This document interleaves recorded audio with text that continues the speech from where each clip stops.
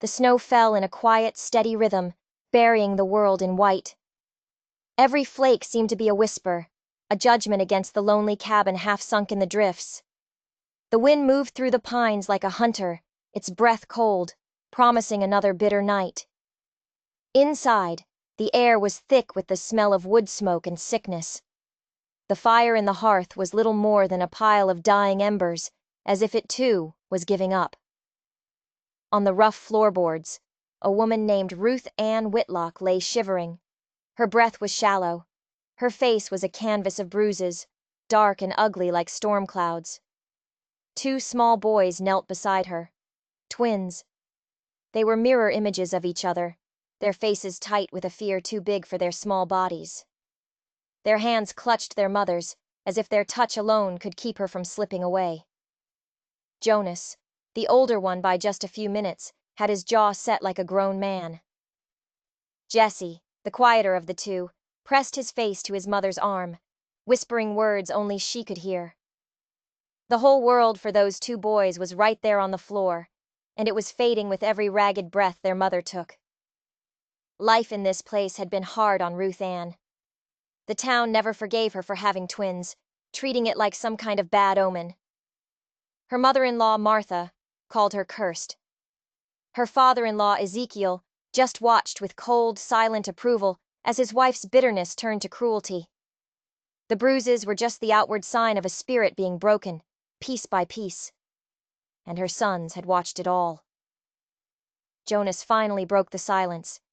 His voice was low, but it cut through the room like a knife.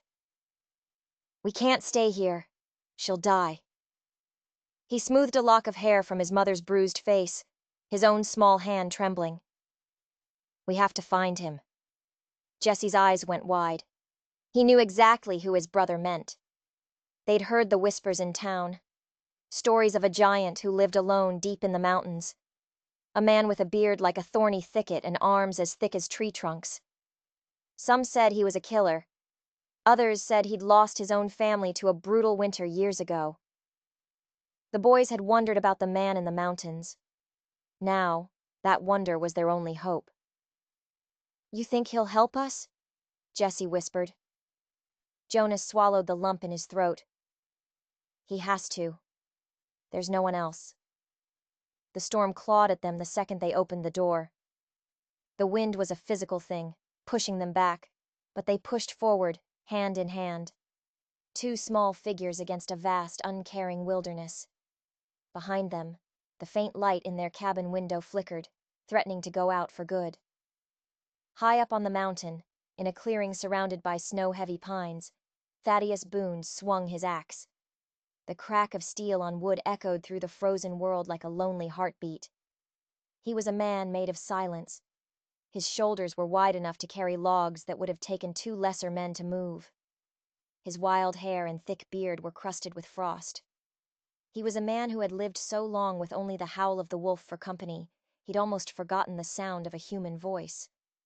He was a man who had turned his back on the world for a reason. So when two small, trembling figures stumbled out of the tree line, he froze.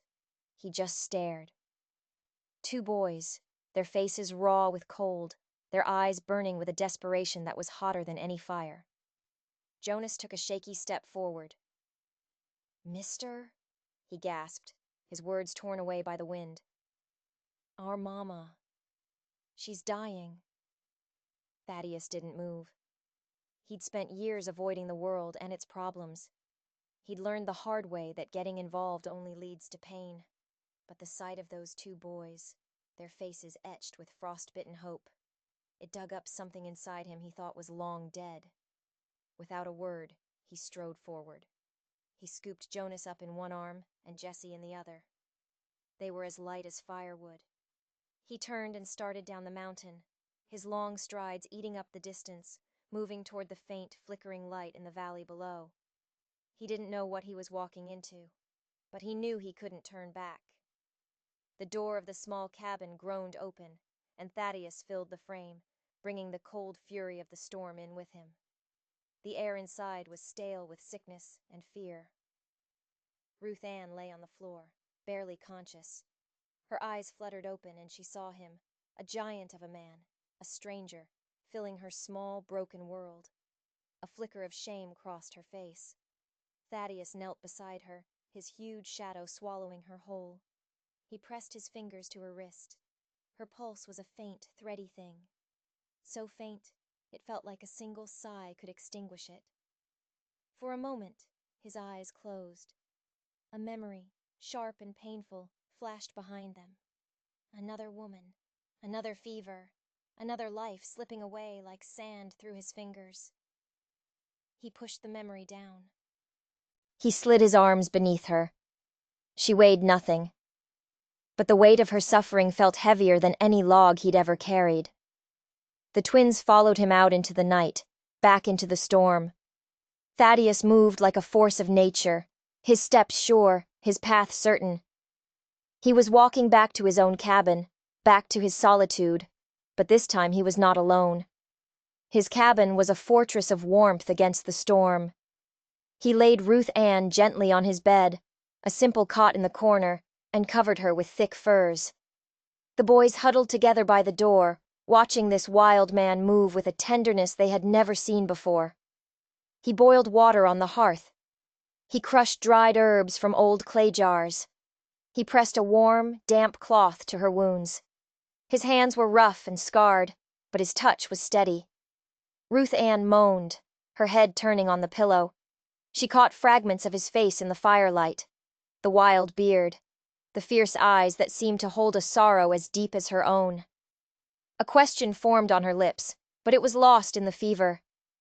Jesse crept closer. "Is she going to die?" he whispered. Thaddeus didn't answer. He just added another log to the fire. The flames roared to life, chasing the shadows into the corners of the room. He sat in a chair by the bed, his elbows on his knees, his gaze fixed on the fragile rise and fall of her chest. Hours passed. The storm raged. Finally, her color began to return, a faint flush of pink on her pale cheeks. Her lips parted. She whispered something. Thaddeus leaned closer. Her eyes opened, just a crack. They were clouded with fever, but they focused on him. "Why?" Her voice was a raw, broken thing. "Why help me?" The question hung in the air.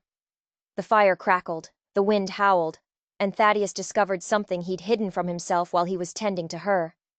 Tucked inside a small pocket sewn into the lining of her worn dress was a folded piece of paper. He had pulled it out, thinking it was just a scrap, but unfolded it. It was a deed to 100 acres of prime timberland, just north of her in-laws' property. Land left to her by her father. And suddenly, the bruises on her face told a different story. This wasn't just about cruelty. It was about greed. Thaddeus looked at the woman in his bed, at the 2 small boys asleep by the fire, and he knew why he was helping her. Because he knew what it was like to have everything taken from you by the wickedness of men. And he had a feeling that the real storm hadn't even started yet. The storm outside broke, but a new one was gathering. When Ruth Ann was finally strong enough to walk, she insisted on going into town for supplies. The boys, Jonas and Jesse, clung to her skirts, their eyes wide as they walked through the muddy street. Whispers followed them like ghosts. Women stopped talking when they passed, their eyes sharp with judgment. Men stared from the porch of the general store. Martha and Ezekiel, her in-laws, saw them from across the square. The hatred on their faces was a physical thing. Sheriff Abram Coyle found them outside the store. He was a man caught between his duty and the powerful will of the town's most prominent family. He tipped his hat to Ruth Ann, but his eyes were on the boys. "Folks are talking, ma'am," he said, his voice low. "They're saying it ain't right, you living up there with that man." He meant Thaddeus.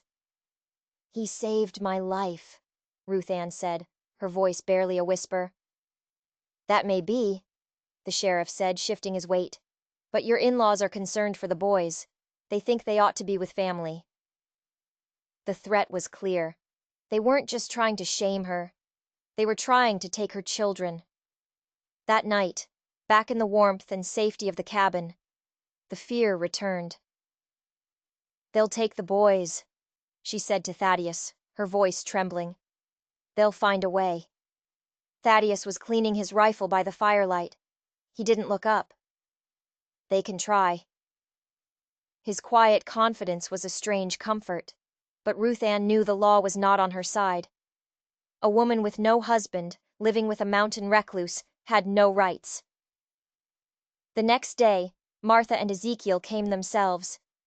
They stood in the snow outside the cabin, their faces twisted with self-righteous fury. "You have brought shame on this family," Martha shrieked. "You will give us those boys and you will leave this mountain." Thaddeus appeared in the doorway, a silent, immovable wall. "This is a family matter," Ezekiel spat, his courage bolstered by the fact that he wasn't alone. "It has nothing to do with you." "It has everything to do with me," Thaddeus said, his voice a low rumble, and he held up the deed. "This land," he said, his eyes locking on Ezekiel's, "is worth a considerable amount of money. Enough to make a man do terrible things to get his hands on it." Ezekiel's face went pale. Martha's mouth snapped shut.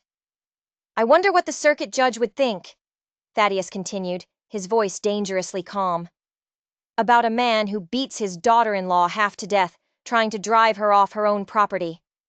The truth, spoken so plainly, so publicly, was a weapon." Martha and Ezekiel stood frozen, their lies stripped bare for the world to see. They had no response. They simply turned and fled, their righteous anger replaced by the panicked scramble of the guilty. Ruth Ann watched them go, stunned. She looked at Thaddeus, who was still standing in the doorway, the deed in his hand. She had thought he was just a kind man, a gentle giant who had taken pity on her. But in that moment, she realized he was something more. He was a protector. He was a strategist. And he had just declared war on her behalf. But she knew Martha and Ezekiel. Their greed was a sickness. They wouldn't give up this easily. They would be back. And they would not come alone.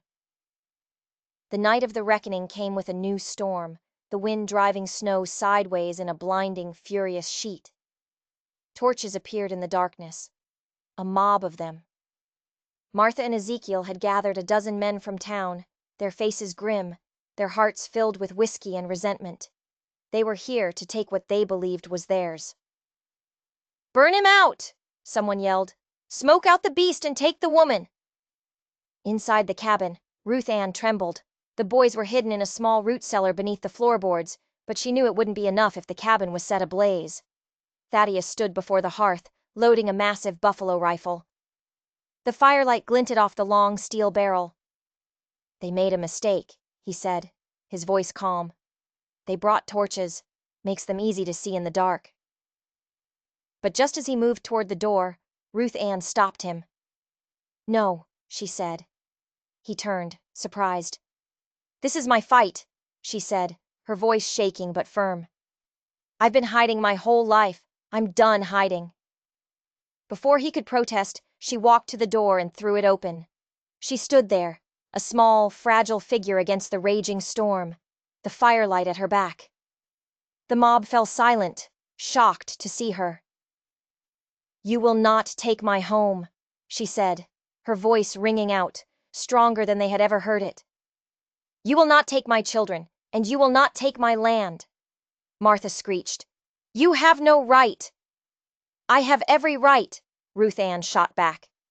She held up the deed, which Thaddeus had given her. "This is my father's land.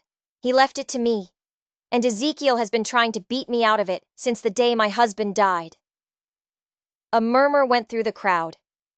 They had heard the whispers of Ezekiel's cruelty, but they had chosen to ignore them.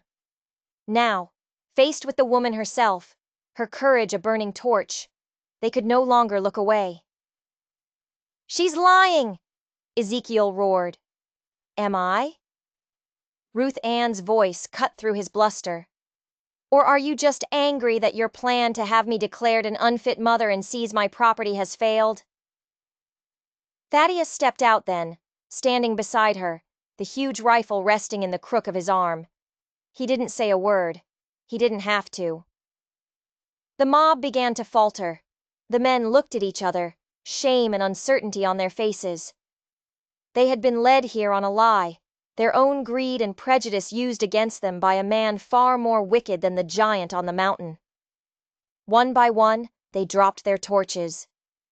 The flames hissed and died in the snow.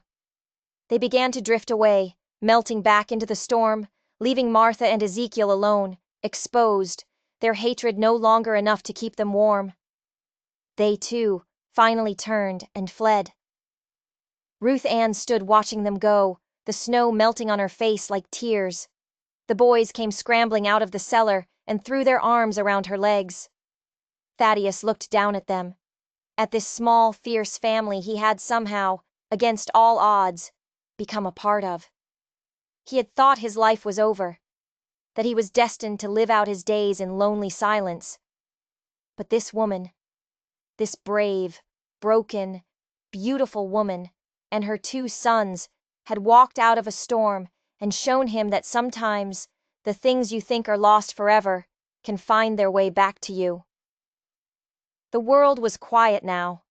The only sound was the wind, and for the first time, it didn't sound like a hunter.